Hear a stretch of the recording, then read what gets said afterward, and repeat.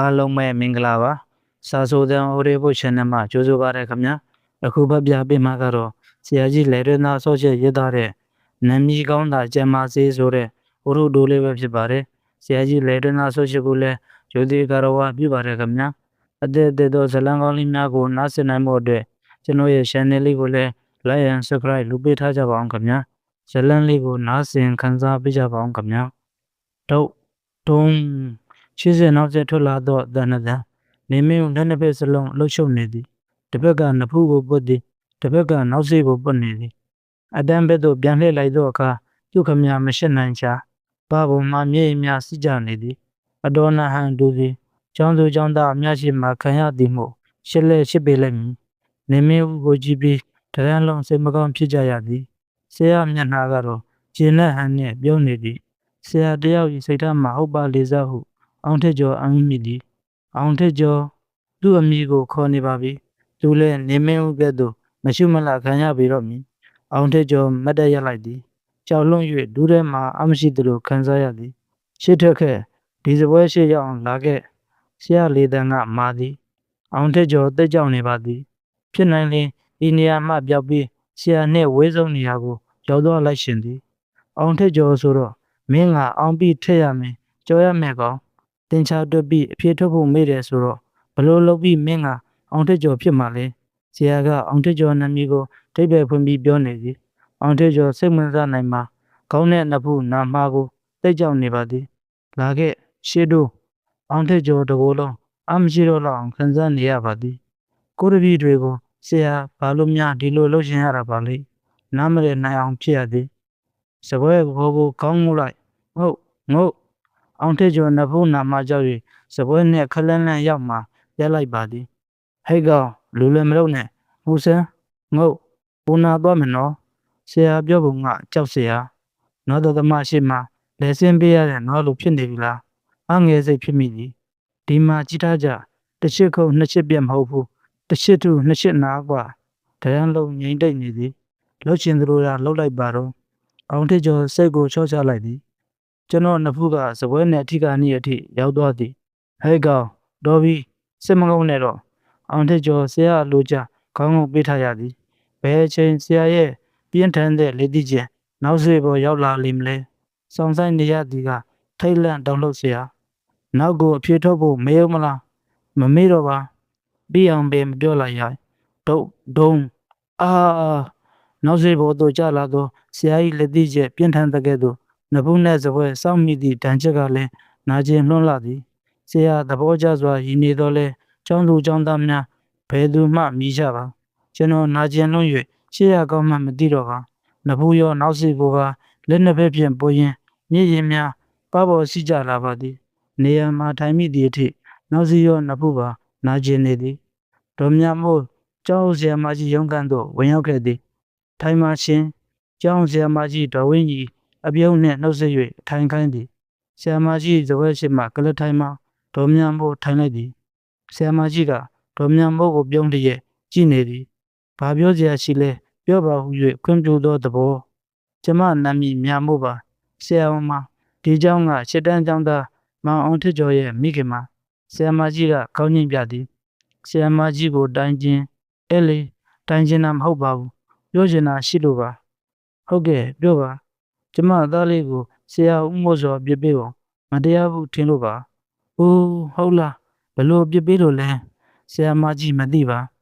သားကသင်္ချာတွတ်တာပြင်မှန်ပေမဲ့အပြေထုတ်ဖို့မေ့သွားလို့အပြစ်ပေးတာပါကျမအနေနဲ့ကတော့ကလေးကိုပြစ်ပေးရမှာရိုက်တာကိုမကြိုက်ပါဘူးရိုက်တာဟာအသားနာယုံတယ်မကစိတ်ဓာတ်ကိုပါနာကျင်တဲ့ဒဏ်ရာရစေပါတယ်ဆရာမကြီးကကောင်းညင်သည်သားက14နှစ်ဆိုတော့လူပြိုပေါက်ကလေးဖြစ်နေပါပြီအတန်းချင်မှမိတ်ကလေးတွေလည်းမြင်နေရတော့သူတိတ်ရှိမှပေါ့ပြီးတော့ရိုက်တာကလည်းရိုးရိုးရိုက်တာဆိုရင်မကြိုက်ပေမဲ့ကျမလာပြောမှာမဟုတ်ပါဘူးအခုဟာကတော့အစမ်းထွင်ပြီးရဆက်ဆက်လှုပ်တာဒေါ်မြမိုးပြောရင်မှငိုတံပါလာသည်မျက်လုံးအိမ်မှာမျက်ရည်များပြည့်လျံပြီးဘာပေါ်စီကြလာ၍လက်ကင်ပေါ်အဖြစ်တိုးတုပ်လိုက်သည်ရိုက်ခံရတဲ့ကလေးကဆရာရှိတဲ့စပွဲပေါ်ခေါင်းငုံပေးရတယ်ကလေးရဲ့နောက်စေနေရာကိုဆရာကသူ့လက်သီးရဲ့လက်ခေါင်နေရာနဲ့ထိုးချလိုက်တယ်နောက်ကထိုးခံရတဲ့အချိန်ကြောင့်နဖူးကစပွဲနဲ့တိုက်မိတယ် ရှေ့နောက်ညှက်ချခံရတာဆရာမကြီးစဉ်းစားကြည့်ပါဘယ်လောက်ကြောက်စရာကောင်းလဲနဖူးရောနောက်စီပါပူးတွေထွက်လာတာအိုးဒုက္ခပါပဲဆရာမကြီးညှဉ်းညူလိုက်ပါသည်သားကပြောတာမဟုတ်ပါဘူးနဖူးကညုံမဲ့ပြီးဖူးရောင်နေတာတွေ့လို့မေးမှသိရတာနောက်စီကိုကြည့်တော့လဲဖူးရောင်တော့ပါပဲရရင်တောင်ဒီပြနေရာတွေရိုက်ဖို့ကောင်းပါတယ်ခေါင်းကိုအဲ့ဒီလိုဒဏ်ရာရအောင်လုပ်တာသိအန်တရာကြည့်ပါလေအုံနောက်နဲ့အာယုံကြောဖို့ထိခိုက်နိုင်တဲ့ကြိုးကြောမြင်းလေးတွေဒဏ်ရာရရင်ကူးဖို့အလွန်ခက်ပါတယ်ဟုတ်ပါတယ်ရှင်ဘာဖြစ်လို့များအဲ့ဒီလိုလုပ်တယ်ဆိုတော့ကျမစဉ်းစားလို့မရဘူးပြောလို့လုပ်တာလားရဲရဲဆက်ဆက်နှိပ်စက်ခြင်းလို့လုပ်တာလားဆရာတယောက်အနေနဲ့ကိုတပည့်ကိုဒီလိုတော့မလုပ်သင့်ပါဘူးဟုတ်တာဘောသူတယောက်တည်းကိုလုပ်တာလားဒီပြင်ကလေးတယောက်လဲတားလို့ပဲခံရတယ်ပြောပါတယ်ဆရာမကြီးရုံးအောင်ကိုလူငယ်ကိုရှစ်တန်းမှမောင်ထက်ကျော်သွားဟောခိုင်းမှသည်ရောက်လာတော့အခါဆရာမကြီးကနဖူးကိုကြည့်သည်နောက်စီကိုစမ်းကြည့်သည်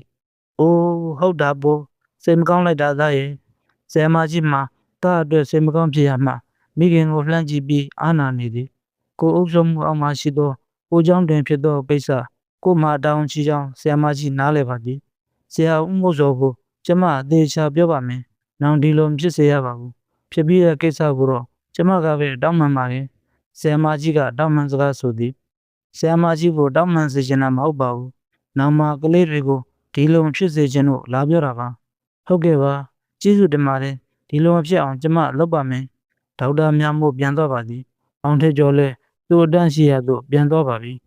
ငါဘာလုပ်ရမလဲဆရာမကြီးစဉ်းစားရပြီဒီကျောင်းသို့ရောက်သည်မှာ3 လသာရှိသေးသည်ဆရာဦးမိုးစောမှာတင်ချာတင်ကောင်းသည်ဟုနာမည်ကောင်းသလိုအရိုက်လက်လုံကျန်းသည်ဟုဆရာမကြီးသတင်းကြားထားပါသည်ဒီကျောင်းရောက်ပြီးမှပြီးခဲ့သောလကဆရာမတယောက်က12 နှစ်အရွယ်9 တန်းကျောင်းသူလေးကိုအတန်းပြင်ထုတ်ပြီးထိုင်ထလောက်ခိုင်းသည်ခြားသောတန်းများကပါမြင်ကြကြည့်ကြသည်ကိုရှေ့၍ငိုပြီးအိမ်ပြန်သွားသည်သူ့အမေလိုက်လာပြီးတိုင်တန်း၍နောင်ဖြစ်စေရပါဟုပြောပြီးဆရာမကြီးကပင်တောင်းပန်လိုက်ရသည်ဆရာမများအလုံးကိုပြောမှဖြစ်တော်မူဟုနားလည်လိုက်ပါသည်ထိုနေ့ညနေမှပင်အစည်းအဝေးခန်းမှာဆရာမများအလုံးကိုအစည်းအဝေးခေါ်လိုက်သည်ဆရာမကြီးကကျောင်းသူကျောင်းသားများကိုအပြစ်ပေးသည့်ကိစ္စ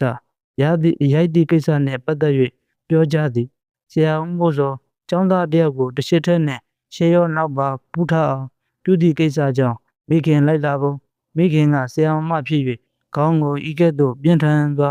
နာကျင်အောင်ပြုလုပ်ခြင်းသည်အန္တရာယ်ကြီးမားကြောင်းမကြေမနက်ပြော၍နာမဖြစ်ရပါဘူးဟုဂရီပေးတောင်းပန်ရပုံဆရာမဒေါ်နွယ်နွယ်ထွန်းကလည်း9 တန်းကျောင်းသူလေးကိုအတန်းပြင်ထုတ်ထိုင်ထလောက်ခန်း၍အတန်းအလုံးကလှမ်းကြည့်ကြမြင်ကြအချစ်ရပြီးမိုးပြန်သွားကြောင်းမိခင်လာတန်း၍နာမဖြစ်ရန်ဂရီပြုပြီးတောင်းပန်ရပုံကိုရှင်းလင်းပြောကြသည်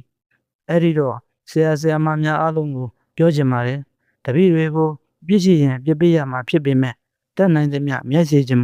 မလွှဲသားလို့ရရင်လဲမေတ္တာစေတနာနဲ့အပြည့်လျောက်ဆုံးမဖို့လိုတယ်ဒေါသနဲ့ရိုက်တာမဖြစ်သင့်ဘူးအစမ်းထွင်ပြီးရစ်စက်တာမျိုးလဲမဖြစ်သင့်ဘူးရှစ်ခွဲတဲ့ပြပေးနည်းလဲမဖြစ်သင့်ဘူးကောင်းသောစေခြင်းနဲ့စေတနာနဲ့ပြပေးတာမျိုးသာဖြစ်သင့်ပါတယ်ကျွန်တော်ပြောပြစေဆရာမကြီးဆရာမိုးစောကမတ်တက်ရပြီးပြောခွင့်တောင်းသည်လေတံကမာသည်ပြောပါ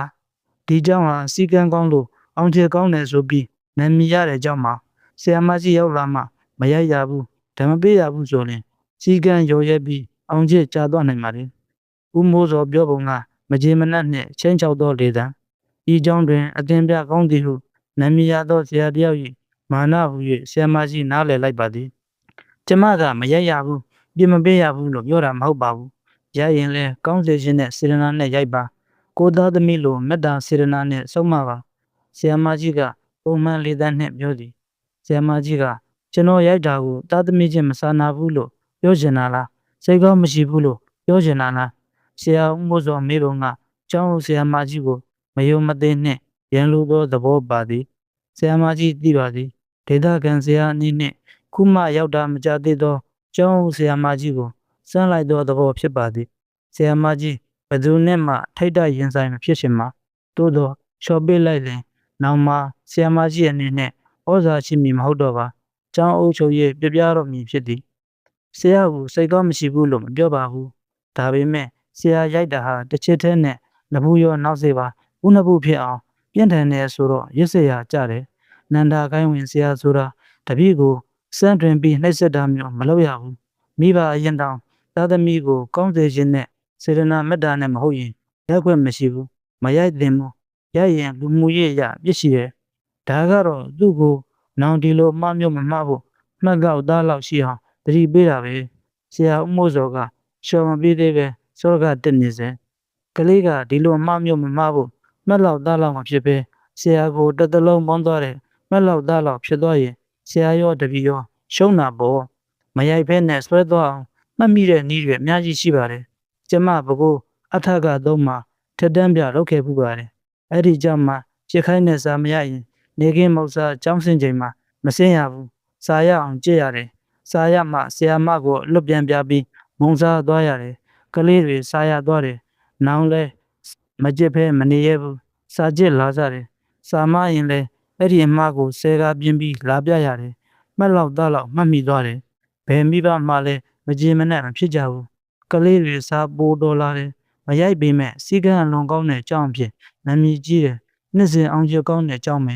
တပီလုံးအောင်ကျအကောင်းဆုံးကျောင်းစုတွေလည်းအများကြီးရခဲ့တယ်ဆရာမကြီးစကားကိုခဏရထားပြီးဦးမိုးစောထပ်ပြီးစောရကမတက်တော့ပါဆရာဆရာမအလုံးကိုကျောင်းဆရာမကြီးအနေနဲ့ကျမပြောပြရစီကလေးတွေကိုမေတ္တာစေတနာနဲ့ဆုံးမပါအပြစ်ပေးပါကလေးမှာဒဏ်ရာနာတရဖြစ်တဲ့အထိရိုက်နေတာမျိုးမလုပ်ပါနဲ့ရှစ်ကွဲဖြစ်အောင်တံပေးတာမျိုးမလုပ်ပါနဲ့ကျမပြောင်းလာခဲ့တဲ့ကြောင့်မှာဆရာမတယောက်ဖျားဦးနာဝနဲ့စမ်းတွင်ပြီးသရုတ်တာတန်းကျောင်းသူမိတ်ကလေးတယောက်ကိုအတန်းထဲမှာဒုထောက်ထိုင်ခိုင်းပြီးပြစ်ဒဏ်ပေးတယ်။ပိုဆိုးတာကကလေးရဲ့ဒူအောင်မှာကြီးစီထားပြီးဒုထောက်ခိုင်းတာဆိုတော့ကလေးကနာလွန်းလို့မထောက်နိုင်ဘူးငိုတယ်။အဲ့ဒါကိုဆရာမကအတင်းထောက်ခိုင်းတော့ကလေးကငိုပြီးအိမ်ပြန်သွားတယ်။တစ်မျိုးလုံးကိုကြော်သွားတာပဲ။မိဘဆရာအတင်းစီဝေးကြတော့မိဘတွေကပြောလိုက်ကြတာကင်ပေတိုင်ဆရာမကင်ပေတိုင်ကျောင်းနဲ့နောက်ဆုံးတော့ဆရာမကိုတခြားကျောင်းပြောင်းပေးလိုက်ရတယ်။ကျောင်းလည်းသိခါကြတယ်။ဆရာမလည်းအရှိတကွဲဖြစ်ရတယ်။ဆရာမအချို့ခေါင်းငိမ့်သည်ကိုဆရာမကြီးတတိထားမိသည်။ကလေးကိုအတန်းအလုံးမြင်အောင်ပြင်ထုတ်ပြီးထိုင်ထအလုပ်ခိုင်းသောဆရာမဒေါ်နွယ်နွယ်ထွန်းခေါင်းငုံနေသည်။ကလေးကိုပြစ်ဒဏ်ပေးရမှာကောင်းကျိုးရှိစေခြင်းနဲ့ရွယ်ချက်စေရနာမှန်ရမယ်။ဖုံးတော်ကြီးကျောင်းမှာအပြစ်ရှိလျင်စာမကြည့်ရင်လဲတံရည်တံပေးတယ်။ကျောင်းထဲကတစ်ပင်ပန်းပင်တွေရေထမ်းလောင်းရတယ်။စင်ကြံလမ်းကိုလဲတံခင်းရတယ်။ကျောင်းအတွေ့လဲကောင်းတယ်။ပြစ်ဒဏ်ကြတဲ့လူလဲကုသိုလ်ရတယ်။နောက်လဲအပြစ်မလုပ်တော့ဘူးပေါ့။မှန်တဲ့ပြစ်ပေးနည်းပါပဲ။မှားတဲ့ပြစ်ပေးနည်းကတော့ဘုံကြီးကျောင်းမှာပဲ။ကျမအမေဘက်ကအဖိုးငယ်တုန်းကသူ့ရွာဘုံကြီးကျောင်းမှာနေခဲ့ရတယ်။မနစ်စောစောပကံစေးရင်ပကံတစ်ချက်ကြားခွဲတော့ကိုရင်ကြီးကရေပုံးတရားရင်ငင်ချိုးရမယ်ဆိုပြီးဒဏ်ပေးတယ်။စောင်းတွင်းကြီးမနစ်စောစောမှာခိုက်တုံနေတာပဲတယ်။ရေပုံးတရားလဲရှိုးပြီးရောပုံလဲကျသွားတယ်။အေးမိပြီးဖျားတယ်။မသေးအောင်မနှဲကူးရတယ်။တလားလောက်ကြာမှပြန်ကောင်းတယ်။အဖိုးဟာတစ်သက်လုံးရေချိုးရမှကြောက်သွားတယ်။စောင်းတွင်းဆိုလုံးဝရေမရှိုးတော့ဘူး။နွေရာသီမှာရှိုးတာတောင်3-4ပုံဆိုပြီးသွားပြီ။အဖိုးရဲ့အဖေကငါသားသေးရင်တော့ကိုရင်ကြီးနဲ့တွေ့ကြသေးတာပေါ့လို့မကြေမနဲ့ကြေးမောင်းနေတယ်ဒေါသနဲ့အပြစ်ဒဏ်ပေးတာနှိမ့်ဆက်ညှဉ်းပန်းလိုစိတ်နဲ့ပြစ်ဒဏ်ပေးတာရှရကွဲဖြစ်အောင်ပြစ်ဒဏ်ပေးတာအားလုံးမှားတယ်လေရလှစေခြင်းနဲ့စေတနာနဲ့ဆီယမကလေရမလှတဲ့ကလေးတွေရဲ့လက်ကိုဝေဒန်နဲ့ခက်ဆက်ဆက်လေးရိုက်တယ်တစ်ခါနှစ်ခါပဲရိုက်ရတယ်ကြီးထီလေရလှတဲ့ကောင်းကျိုးရသွားတယ်ဒါပေမဲ့လက်ခောက်ကိုပေဒံဆောင်နဲ့ခုတ်တာကြတော့ဘယ်ကောက်မလဲဆရာမကြီးပြောစီကိုဆရာမများစုကသဘောတူကြောင်းခေါင်းညိတ်နေကြသည်ဆရာမတယောက်ကလည်းမူလာရန်ကလေးတွေကိုဘောင်းမီချော့စကတ်ချော့ပြီးမှရိုက်လို့ညွန့်နယ်ပညာရေးမှုအထိတိုင်နာဖြစ်ဖို့တယ်ဘာလို့အဲ့ဒီလိုရိုက်ရတာလဲဆိုတော့ဒုံးနဲ့ကလေးအသားချက်မှာဥခံနေရင်မနာမဆိုးလို့တယ်စဉ်းစားကြည့်ကြပါဆရာမကအဲ့ဒီလိုစိတ်ထားရမှာမဟုတ်ပါဘူးရှင်ဆရာဦးမိုးစောခေါင်းငုံနေသည်ဆရာမကြီးလည်းအတော်ဆုံးပြောလိုက်ရ၍မောသွားပြီဆရာမများဘက်ကဘာမျှပြန်ပြောဆိုခြင်းမရှိကြ၍အစည်းအဝေးကိုအဆုံးသတ်လိုက်ပါသည်အစည်းအဝေးအပြီးမှာဒေါ်နွယ်နယ်ထွန်းဆရာမကြီးကိုလာတွေ့ပြီးနာမဖြစ်စေရပါဘူးဟုဂါရီပြုသည်ဦးမိုးစောကတော့ဘာမျှပြောခြင်းမပြုပါနောက်တစ်နေ့မနေ့တွင်ဆရာမကြီးရုံးခန်းသို့ဆရာဦးမိုးစောရောက်လာသည်ထိုင်မှဆရာပြောပါဆရာမကြီးကထိုင်ခွင့်ပြောခွင့်ပြုသည်ကျွန်တော်လုပ်တာမှားပါတယ်ဆရာမကြီး နေ့ကဆရာမကြီးပြောတာတွေဟုတ်ပါတယ်ကျွန်တော်ဂရုပေးပါတယ်နောင်လုံးဝမဖြစ်စေရပါဘူးတကယ်ပင်အမှားကိုသိ၍နောင်တရသောမျက်နှာနဲ့အိုးတိတ်ကောင်းတာပေါ့ဆရာရဲ့ဝမ်းသာပါတယ်ဆရာကဒီကြောင့်မှအတင်ပြကောင်းတယ်အရိုက်လဲကျန်းတယ်ဆိုပြီးနာမည်နှမျိုးထွက်နေတာအခုဆိုရင်ကလေးတွေရောမိဘတွေရောဝမ်းသာကြမှာပေါ့ဟုတ်ပါတယ်ဆရာမကြီးစိတ်ချပါကျွန်တော်ဆုံးဖြတ်ပြီးပါပြီမကောင်းတဲ့နာမည်စိုးကိုဖြုတ်ပြစ်လိုက်ပါတော့မယ်ဆရာဦးမိုးစော၏ပကတိကျေလင်းနေသောမျက်နှာကိုဆရာမကြီးလှမ်းကြည့်ပြီးကျောင်းအတွက်ကလေးများအတွက်ဝမ်းသာအပ်တဲ့ဖြစ်ရသည်ဇလန်လေးကတော့ဤတွင်ပြည့်စုံပါပြီဤဝတ္ထုတို့လေးကိုကြိုက်နေတဲ့ဆိုရင် like and share လေးလုပ်ပေးကြပါအောင်ခင်ဗျာအားလုံးပဲကျမ်းမာချမ်းသာကြပါစေ